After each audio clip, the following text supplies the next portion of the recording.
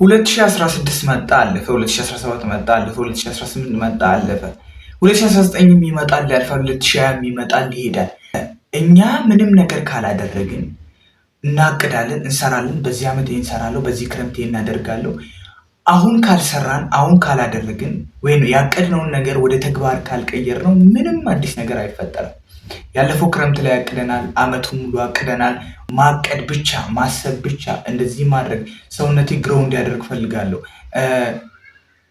ፊዚካሊ መስል ቢውልድ ማድረግ ፈልጋለሁ። ስፖርት ሰራለሁ፣ ይታቀዳል። ጂም ገባለሁ ምናምን 2 ቀን 3 ቀን ይሰራል፣ ይፈታል። እዛው አነባለሁ፣ የራሴ እውቀቴን ለማሳደግ ምናምን ብለን እንጀምራለን፣ እናቆማለን።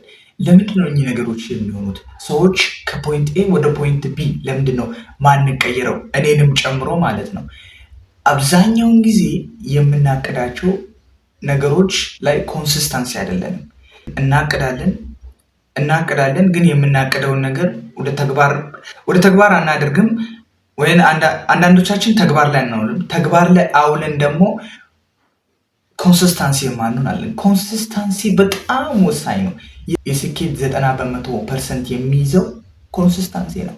አንድ ሰው ሳያቆም አሁን ለምሳሌ ስፖርት መስራት ሊሆን ይችላል፣ ማንበብ ሊሆን ይችላል፣ የተለያየ ነገር ሳያቆም ዴዲኬትድ ሆኖ ለ1 ዓመት ያንን ነገር ቢያደርግ፣ ያንን ነገር ሳያቆም አተኩሮ በየጊዜው ፕሮዳክቲቭ ሆኖ በየቀኑ ያንን ነገር ቢሰራ በዛ ነገር ኤክስፐርት ይሆናል ይላሉ ጥናቶች እንደሚሉት ከሆነ።